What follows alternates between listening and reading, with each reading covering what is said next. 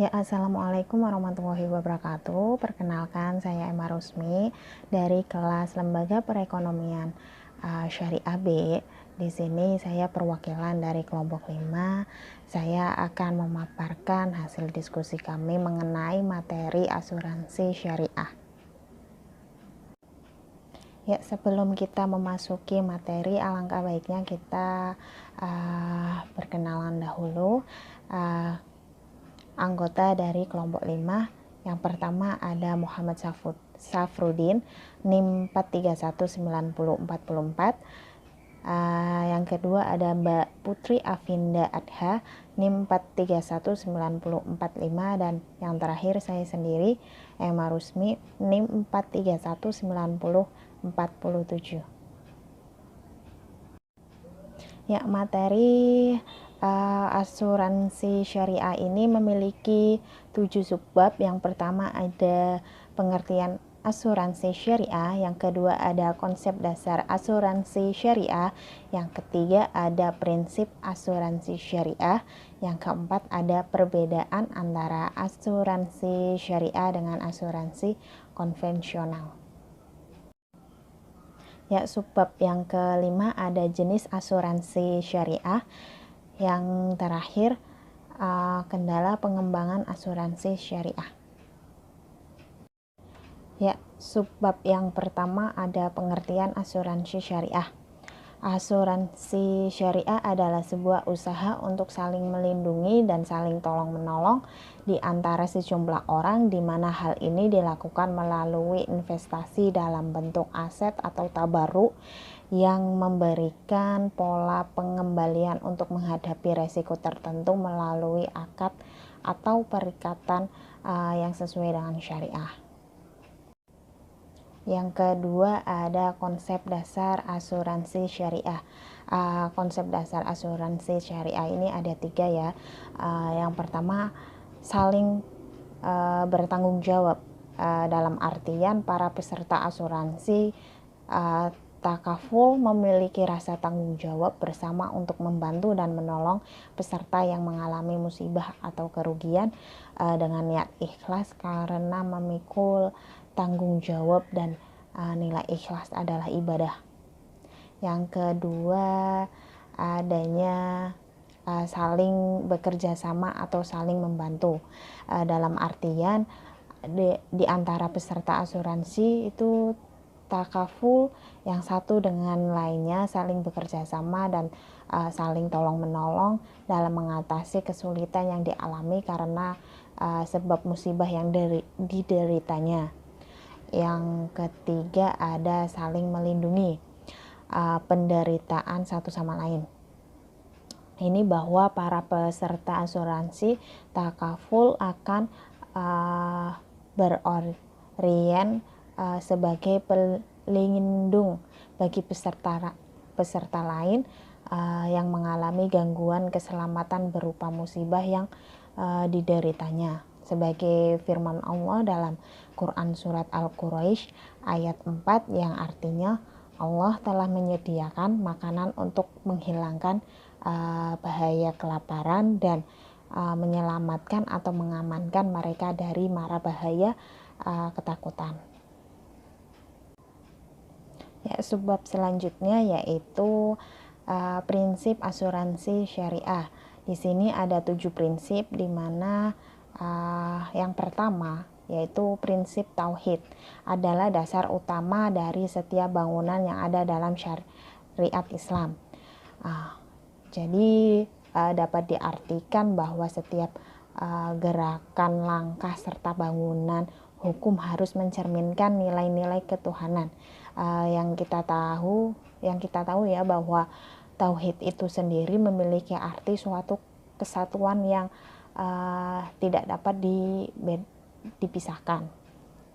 Jadi setiap bangunan dan aktivitas kehidupan manusia itu harus didasarkan pada nilai-nilai tauhid. Yang kedua ada prinsip keadilan, di mana prinsip kedua dalam berasuransi ini adalah terpenuhinya nilai-nilai keadilan antara pihak-pihak yang terkait dengan akad asuransi tersebut.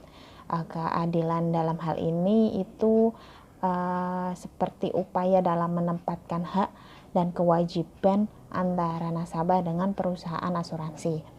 Yang ketiga ada tolong menolong. Prinsip dasar yang lain atau selain tauhid dan keadilan, ada juga prinsip tolong menolong.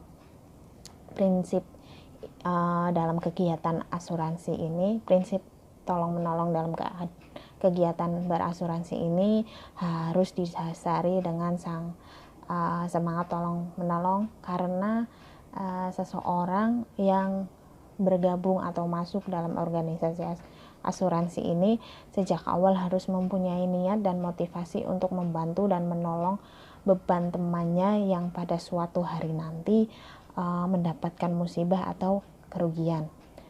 Yang keempat ada prinsip kerjasama. Prinsip kerjasama ini merupakan prinsip yang universal yang selalu ada dalam literatur ekonomi Islam.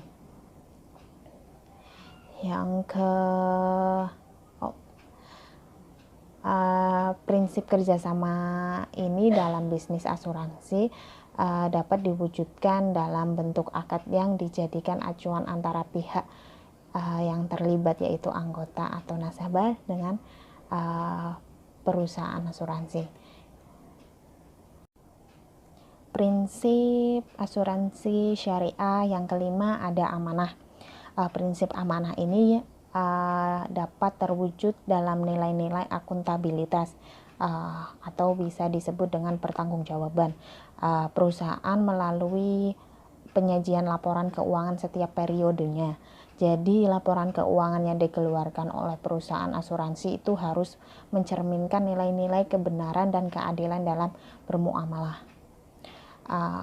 Prinsip yang keenam ada prinsip kerelaan.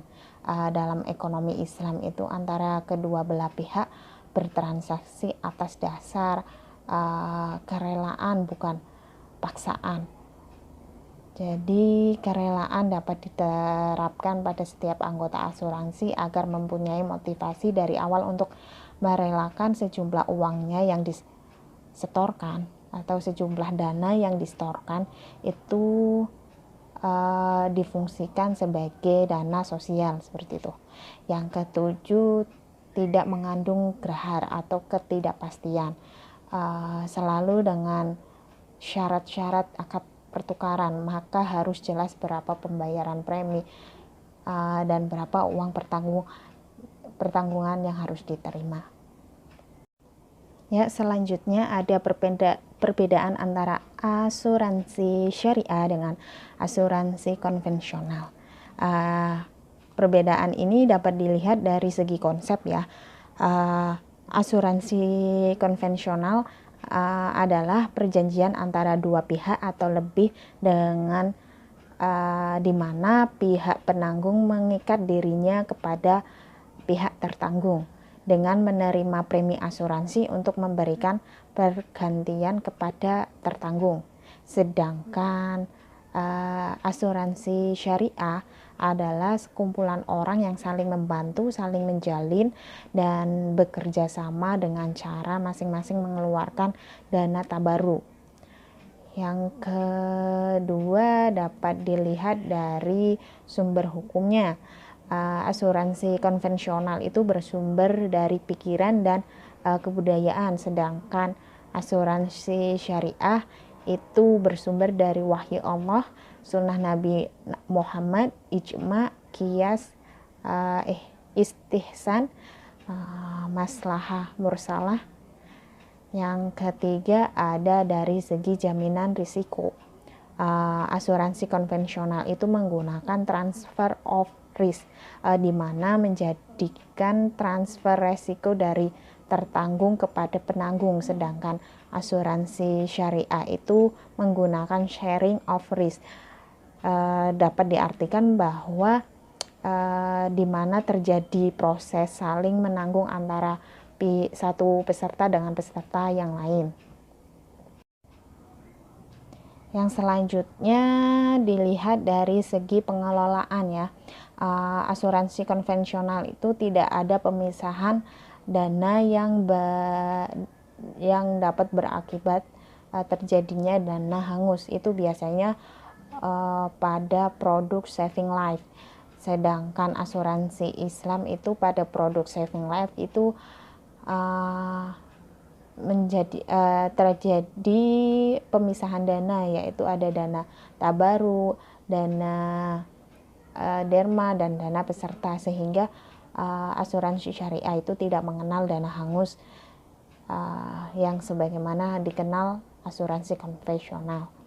Yang keenam, dari segi memiliki dewan pengawas. Jadi perbedaan asuransi syariah dengan konvensional itu jika di asuransi syariah itu terdapat dewan pengawas. Jadi dewan pengawas ini untuk memastikan prinsip syariah, perusahaan itu wajib memiliki dewan pengawas yang melakukan fungsi pengawasannya terhadap pemenuhan prinsip dan kegiatan usaha lembaga keuangan tersebut, termasuk proteksi syariahnya.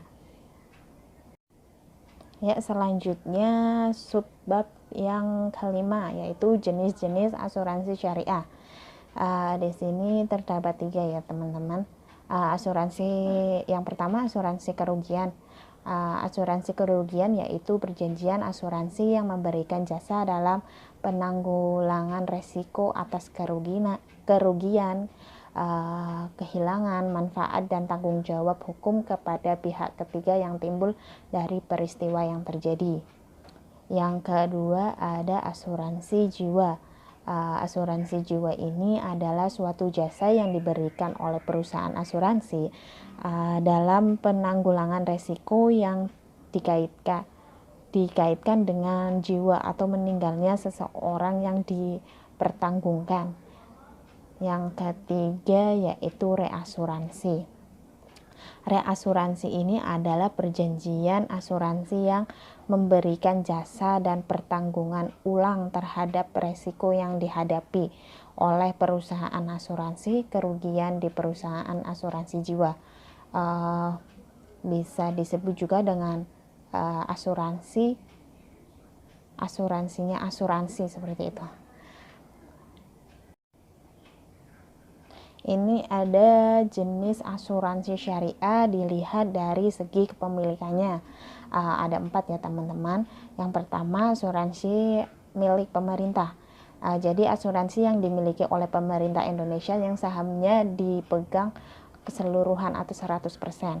Yang kedua, ada asuransi milik swasta nasional, di mana sahamnya sepenuhnya dimiliki oleh swasta nasional, sehingga siapa yang banyak memiliki saham maka memiliki suara terbanyak dalam RUPS atau rapat umum pemegang saham.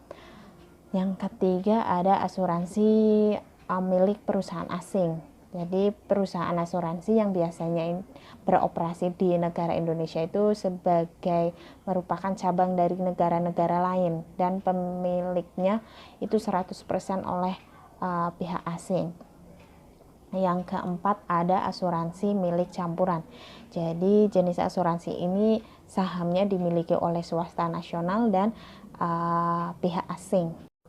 Ya, kita memasuki subbab yang terakhir, yaitu strategi pengembangan asuransi syariah. Strategi pengembangan asuransi syariah ini berdasarkan konsep risk based capital atau RBC. Perusahaan asuransi di Indonesia sebenarnya dapat beroperasi dengan modal yang rendah, asalkan perusahaan tersebut itu sehat dan memenuhi risk based capital di atas 120%. Yang kedua, untuk mengatasi kekurangan SDM yang profesional, ini dengan mendorong atau meningkatkan kualitas SDM melalui beberapa program sertifikasi.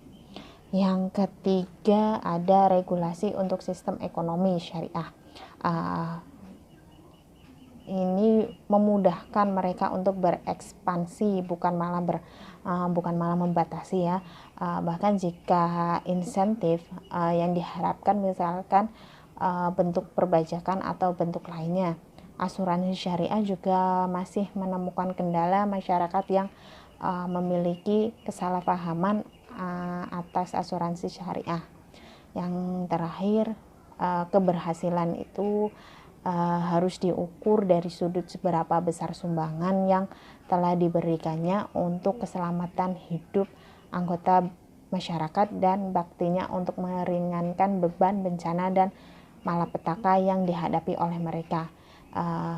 Jadi sebenarnya esensi dari tujuan syariah itu sendiri adalah hal tersebut. Mungkin itu saja yang dapat saya sampaikan. Jika ada pertanyaan mengenai materi yang tadi saya paparkan atau asuransi syariah ini, bisa ditanyakan di grup WhatsApp. Apabila ada kesalahan dalam penyampaian materi, saya mohon maaf. Terima kasih atas perhatiannya. Wassalamualaikum warahmatullahi wabarakatuh.